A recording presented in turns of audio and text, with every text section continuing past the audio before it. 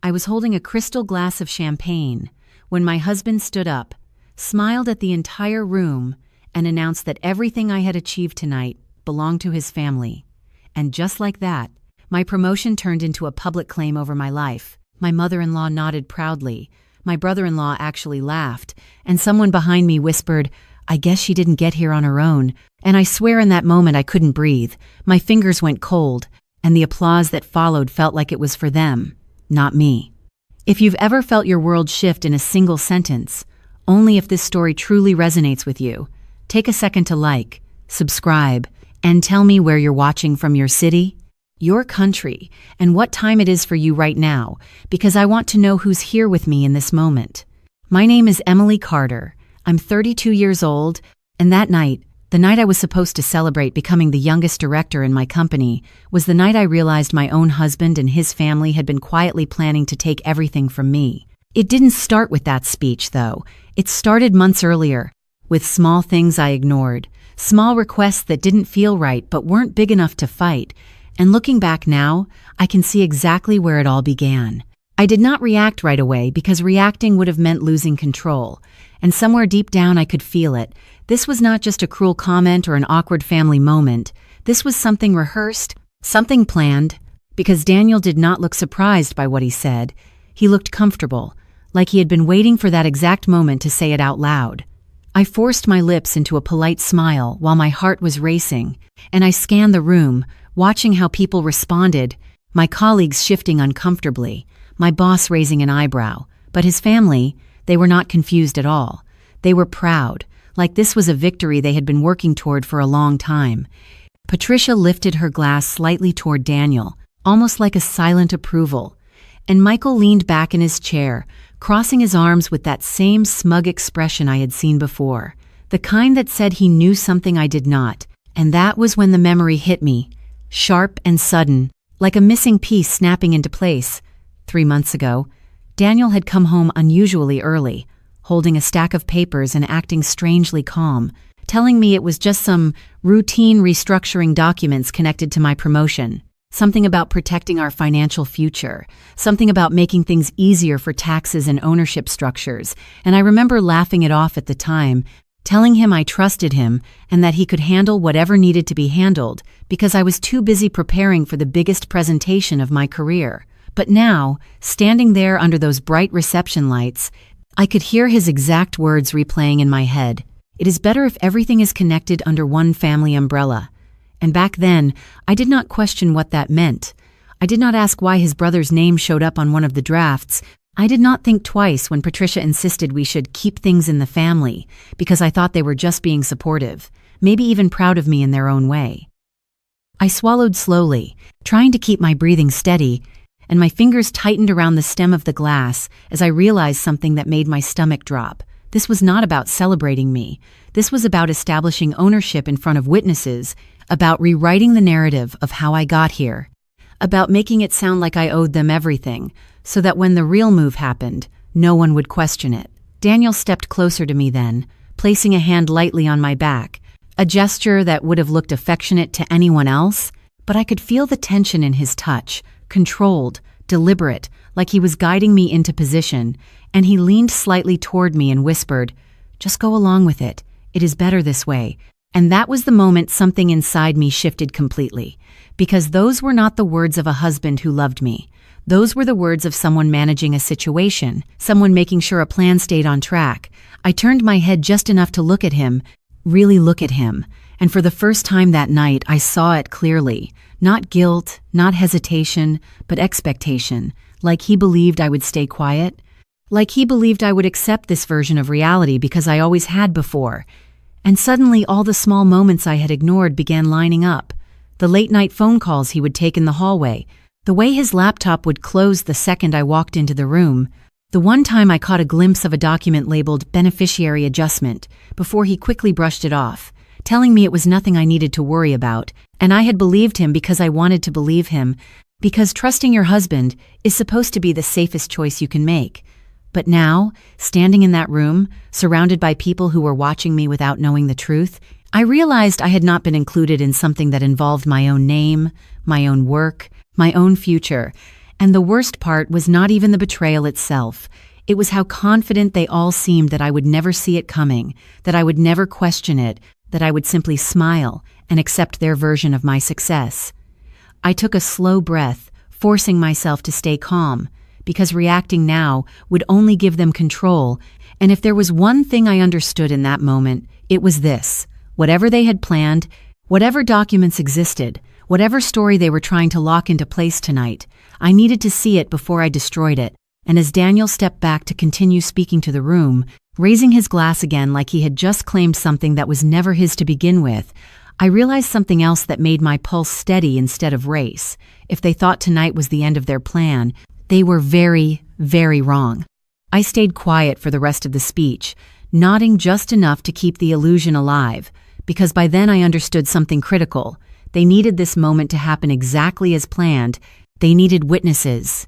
They needed people to hear that narrative out loud, and if I interrupted too soon, I would only expose myself without knowing how deep this went. So instead, I listened, really listened, as Daniel continued talking, casually weaving my achievements into a story that included his family at every step, saying things like how Michael had guided early decisions and how Patricia had helped shape my discipline, statements that sounded harmless on the surface, but were carefully crafted to imply contribution, to blur ownership, to rewrite the truth in real time. I could feel eyes on me, waiting for me to agree, to smile, to confirm everything he was saying, and I did smile, just enough, just controlled enough, because inside my mind was already moving, connecting pieces I had ignored for months. The presentation I gave last quarter, the one that secured the deal that led to this promotion, Daniel had insisted on reviewing it before I submitted it, saying he just wanted to support me, but now I remembered how he had asked oddly specific questions about ownership structure, about who technically held rights to certain strategies, questions that had felt out of place at the time, but now felt like data collection. And then there was the weekend, 2 months ago, when Michael showed up unannounced with a bottle of whiskey and spent hours talking to Daniel behind closed doors, lowering their voices whenever I walked into the room, brushing me off with vague explanations about family business. And I had let it go because I trusted that I was not being shut out of anything important. But now it was impossible to ignore, because everything pointed to one thing. They had been building a case, quietly, strategically, piece by piece, and tonight was not just about embarrassing me. It was about establishing a version of reality that would support whatever document they were planning to use against me. My chest tightened again, but this time it was not panic. It was clarity, and clarity is a dangerous thing when you realize you have been underestimated. I shifted my weight slightly, setting my glass down on the nearest table, freeing my hands, grounding myself in the moment, because I needed to think, not react. Daniel's voice faded into the background as I replayed every detail I could remember, every document he had asked me to glance at, every email he had forwarded with vague explanations, every time he had said, "Just sign here, it is standard." And I felt a cold realization settle in. I had signed things, not blindly, but without suspicion, trusting that they were administrative, routine, harmless. But what if they were not harmless? What if they were building something that relied on my own consent, my own signature, my own cooperation without me even knowing what I was agreeing to? I exhaled slowly, forcing myself to stay composed, because the worst mistake I could make right now was to confront them without understanding the full picture. And then, as if the night was determined to confirm my suspicion, Patricia stepped forward, placing a manicured hand lightly on Daniel's arm, and said in a voice just loud enough for the nearby group to hear, "We have all worked very hard to get her here. It is only fair that everything stays within the family." And that sentence, simple and polite on the surface, carried a weight that made my stomach drop, because it was not a suggestion, it was a claim. I turned slightly toward her, meeting her eyes for a brief second, and what I saw there was not warmth, not pride, but calculation, the kind that comes from believing the outcome is already secured. I nodded again, playing along, because now I knew for certain, this was not about ego, this was about control, legal control, financial control, ownership control, and whatever document they were planning to use, whatever narrative they were building tonight, it meant they believed they already had the upper hand. But what they did not know What none of them knew as they continued smiling and talking and celebrating around me was that something inside me had already shifted, and once that shift happens, once you stop trusting and start observing, everything changes because I was no longer standing there as a wife trying to protect a marriage. I was standing there as someone who needed to uncover exactly what had been done in my name, and I knew that before this night was over, I was going to find out exactly what they thought they owned. I needed to get out of that room without drawing attention, so I waited for the right moment, smiled at a colleague who congratulated me, excused myself with something about checking on a call, and walked toward the hallway with steady steps, even though my pulse was pounding so hard it felt like it echoed in my ears. The moment I turned the corner and the noise of the party softened behind me, my expression dropped completely, and I pulled out my phone, not to call anyone, but to open my email, searching through months of messages from Daniel, filtering for attachments, keywords, anything that might point to what they had been preparing. My fingers moved quickly, scrolling, scanning subject lines that once felt routine, but now carried a different weight: financial adjustment, ownership clarification, structure alignment, phrases that suddenly felt calculated instead of administrative. And then I saw it, an email from 6 weeks ago that I had barely glanced at, forwarded from Daniel with a simple note, just standard paperwork, nothing urgent, and attached to it was a document I had opened for less than 10 seconds before closing it because I trusted him, because I believed I did not need to question everything in my own marriage. My thumb hovered over the screen for a second before I opened it again, this time reading every line, every clause, every name, and as I scrolled, my stomach dropped lower with each paragraph, because this was not standard paperwork. This was a transfer framework, a legal structure designed to shift control of intellectual property, strategic assets, and future revenue streams into a holding entity that I did not fully own. I felt my breath catch as I reached the section listing stakeholders, and there it was: Michael's name, Patricia's name, percentages assigned, authority clauses defined, and buried in the middle of it all, my own name, positioned in a way that made it look like I had agreed to share ownership under a family advisory structure. I leaned back against the wall, trying to steady myself as the realization hit fully. They were not just trying to take credit, they were trying to take control, legally, permanently, and they had built it in a way that would make it seem like I had willingly agreed to it. My hands trembled slightly, but I forced myself to keep reading, because I needed to know how far this went. And then I saw the line that made everything click into place, a clause stating that upon confirmation of my promotion, the agreement would be activated and publicly acknowledged. Meaning tonight, this event, this speech, this narrative they were pushing, it was all part of triggering the final step, creating a public record that aligned with the contract, reinforcing the illusion that this had always been a shared success. I closed my eyes for a brief second, letting the weight of it settle. Because this was not impulsive, this was not emotional, this was strategic, calculated, patient, and it had been unfolding right in front of me for months while I was focused on my work, trusting the wrong people. I opened my eyes again and looked down at the document, scrolling further, searching for something, anything that might give me leverage, and that was when I noticed something they had not expected me to notice, a discrepancy in the signature section. The formatting of my signature line did not match the others, the timestamp was slightly off, and the metadata embedded in the file showed edits made after the date I supposedly reviewed it, small details that most people would miss, but details that meant one thing: this document was not clean, it had been altered, possibly even manipulated after the fact. My breathing slowed as a different kind of clarity settled in, not just fear, but opportunity, because if this document had flaws, if it had inconsistencies, then it was not as solid as they believed it was. I straightened up, my back against the wall, and for the first time since Daniel raised that glass, I felt something shift in my favor. Because they thought I was walking blindly into their plan, they thought I would nod and accept and validate everything they had built. But now I had seen enough to know that their plan had cracks, and cracks were all I needed. I locked my phone, slipped it back into my hand, and looked toward the entrance of the ballroom where the lights were still bright and the voices still carried, and I realized that whatever I was going to do next, I had to do it carefully, because this was no longer just about proving them wrong. It was about dismantling something they believed was already secured. And as I took a slow breath and pushed myself away from the wall, one thought settled firmly in my mind. If they were ready to claim everything in front of everyone tonight, then I was going to make sure that same audience witnessed exactly what they had tried to hide.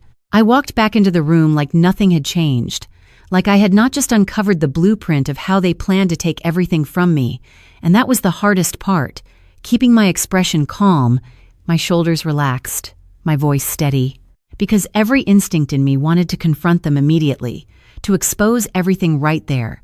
But I knew that would be exactly what they expected, an emotional reaction they could twist, dismiss, or overpower. Instead, I stepped back into the circle of conversations, letting the noise of laughter and glasses clinking wrap around me again, and I watched them, really watched them, Daniel speaking confidently with one of my senior executives, Patricia smiling as if she already owned a piece of the room, Michael scrolling on his phone like none of this was even a risk. They were comfortable, too comfortable, and that told me something important. They believed the document was airtight. They believed I had already agreed. They believed tonight was just a formality. I moved slowly toward the bar, picking up another drink I did not intend to touch, just to give myself a reason to stand still and think. Because now that I had seen the contract, now that I understood their plan, the question was not whether I could stop them. It was how to do it in a way that would not just stop them quietly, but dismantle the entire narrative they had been building in front of everyone. My mind replayed the details, the altered timestamps, the mismatched formatting, the embedded metadata that showed changes after the supposed final version, and I realized something that made my grip on the glass tighten slightly. They had been careful, but not careful enough, because documents like that, especially ones involving ownership and financial structure, were supposed to be reviewed, archived, and validated through official channels. And if there were inconsistencies, if there were signs of manipulation, then the entire agreement could be challenged, even invalidated. I took a slow breath, grounding myself, and then I did something I had not done all night. I looked toward the head table where the company's legal advisor was sitting, quietly observing everything, a woman named Rebecca Lawson, someone I had worked with only a few times but respected deeply because she noticed details others missed.